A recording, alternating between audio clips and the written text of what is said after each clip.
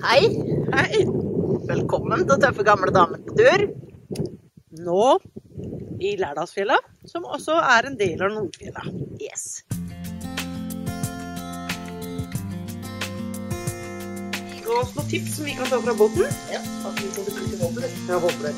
Så nå prøver vi dagstur en dag til. Skal vi prøve å forlenge turen i morgen. Ja. Og så kanskje vi kan wobble litt og ro litt. Det blir digg, ass. Her er det morgenkos i køyesenga.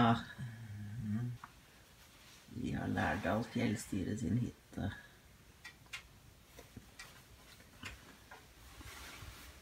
Her ligger det til å kose seg. Så setter Tove wobbler på kroken. Da skal vi ut og ro. For her har vi altså hørt at fisken går på wobbler. Og da prøver vi det i stedet for den noteren vi har kjøpt.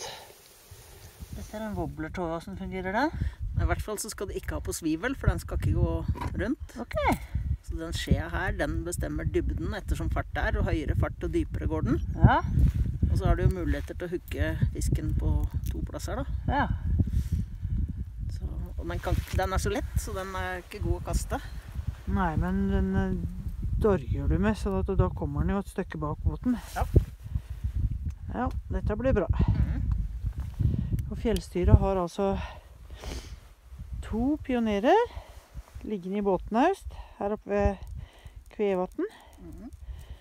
Så nå bruker vi den ene. De kan alle låne. Alle kan låne de, så er førstemann til mølla. Og det går an å ha med motor, det har ikke vi, så vi bruker håndkraft. Kan hende vi skaffer oss en motor en gang. Da er vi i gang. Vi wobbler.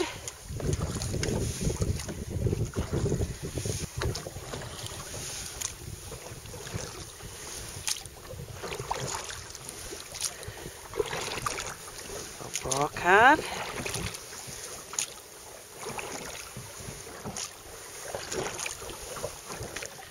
Så har vi stanga. Enda den henger wobbleren. Da er det bare å håpe da. Vi har roet for harde livet. Vi har ikke fått noen napp ennå. Ja, skulle vi egentlig ha det. Nå fisker vi med 2 stenger. En slukstang som går litt dypere. Og en wobblerstang. Som vi skal, nå skal vi til en øy og la hundene løpe. Det er fint her. Nå har vi rodd. Vi ror på et svært vann, ikke sant, Kaja? Det gjør vi. Har rodd over 3 kilometer. Ja. Det er nemlig et demma vann det her. For hadde det ikke vært for vannutbyggingen i Norge, Så hadde ikke vi kommet så høyt. så aldri så gærent, så er det veldig mye bra med det. Ja. Det gjør at du kan kjøre om du er lam og halt, og uansett, Artrose og det hele. så kan du komme høyt og ut i ødemarken, og finne åpne buer og leie hytter. Men jeg vil fraråde campingbil opp her. Kjøp deg en sund. Yes. Kan vi snart fiske videre? Ja. Det setter jo en spiss på dagen hvis man får fisk. Absolutt. Hvis ikke det blir spiss på dagen, så liker vi buttedager. Jomman min santen nappa det. Den satt på litt, og så var den vekk. Det var skott, ja. Neste gang må du ikke slakke etter, liksom. Da må jeg stramme med en gang. Ja. Ok. Men det blir neste gang. Det var en sånn 500 grams, det der. Tror du det? Ja. Ah, Ræv og gild. vi rodde til enden for å komme opp til et annet vann her. Synes det var litt gøy. Her går det utløpet, så er det ca. 200 meter. Tove går oppover nå for å komme til andre vannet. Dere er veldig fine, dere 3. Min flokk.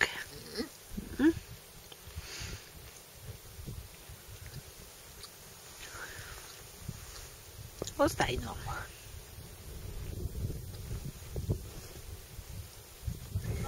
I dag har vi glemt kopp og flaske.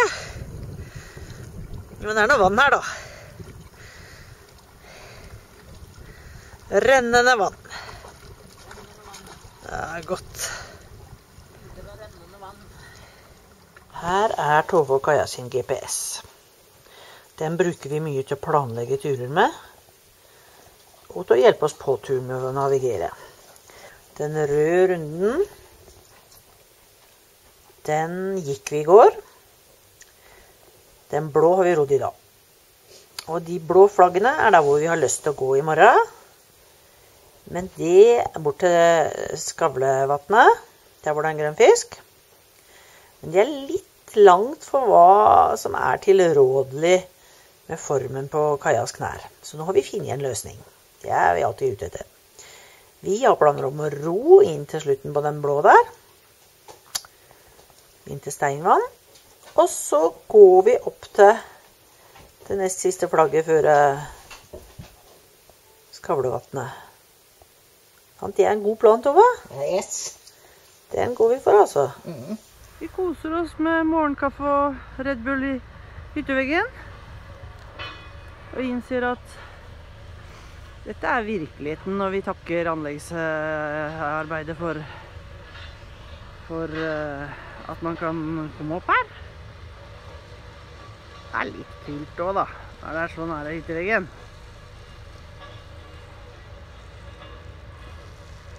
Så vet jeg ikke Tove, men kan jo hende vi tar turen et eller annet litt annet sted i dag. Jeg tror kanskje det. Det er liksom ikke helt den freden vi liker. Der er vi klar til tredje dagen med dagstur. Da skal bikkjene entre. Og så skal vi prøve oss bortover her, inn til Steinvann, der hvor vi var her om dagen. I går, faktisk. Og videre opp til Skavlevatnet som vi driver og drømmer om.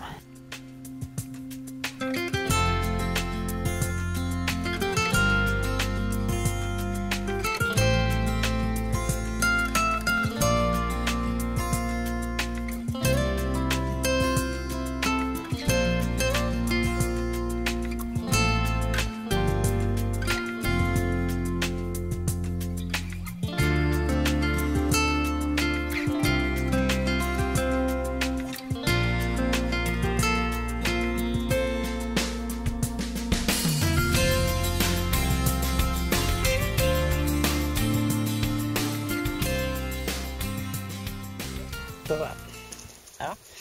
Du har noen meninger. Jeg er litt lat. Jeg er sliten i kroppen min for tida. Ja.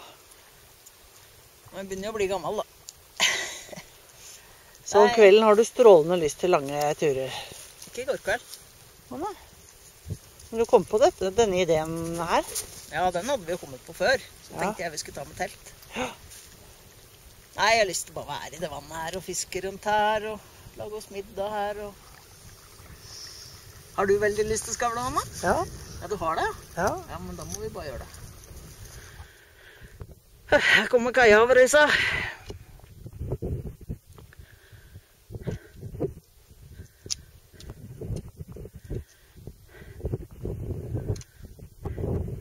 Jeg klarer det. Ja, det gjør det. Vi går, og nå har vi oppdaget noe som vi lenge har sett på og lurer på var det en stein eller en sau. Og det er en sau, altså. Vi skal opp her og over et stykke, og så skal vi ned brått på andre siden. Da blir det sikte. Borti der. Her er de. Jeg har sett en del ryper. Nå er det 3 her. Ja. Fin her de. Nå er vi oppe på platået her. Du får rope hvis du ser vannet, da. Kan hende du må litt lenger ut på.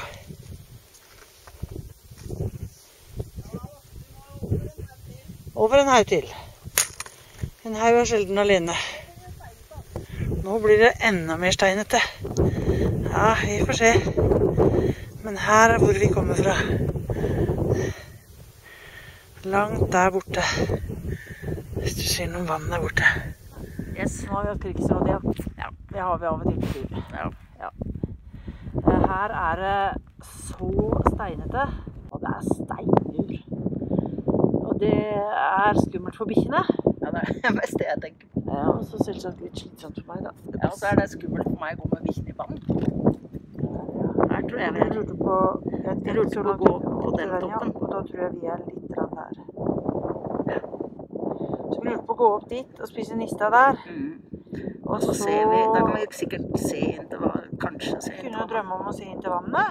Så kunne det være fint. Og så rusle tilbake. Jeg tror det altså.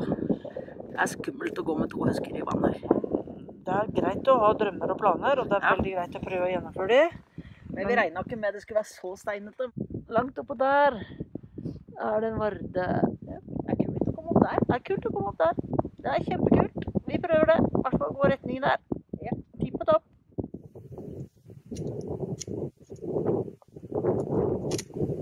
Jeg ser en varde i det fjerne. Vi skal gå opp der. Ja. Der borte. Ja. Skal vi opp på den toppen? Den er over 1600 meter. Vi skal si dere nøyaktig når vi kommer opp. Skal vi ha oss litt niste på 1650 meters høyde?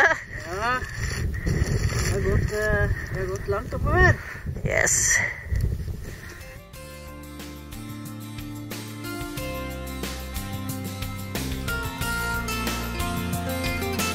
Akkurat der skulle vi vært.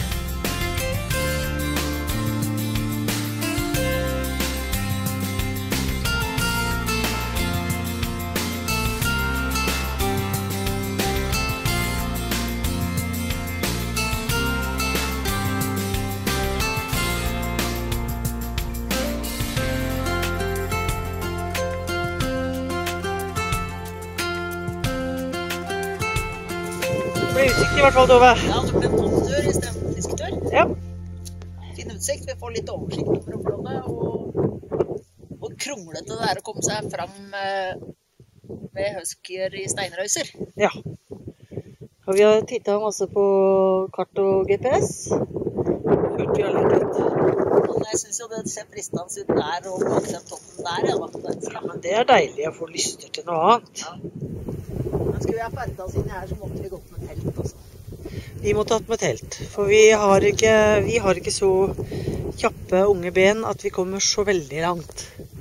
Men vi er veldig fornøyd med så langt vi kommer, da. Ja, jøss. Neste og siste del fra Nordfjella-turen vår skal du få bli med oss til en åpen bu i Nordfjella og være med på vellykka fiske i et lite vann. Følg med, heng med på kanalen, så ses vi. Takk for oss. Takk for oss. Takk for at du så på. Husk å abonnere og trykk på den bjella hvis ikke du har gjort det. Det er veldig viktig. Ja. Og så, ja, kommenter. Del. Ha det bra. Ha det! Se deg siden. Ha det!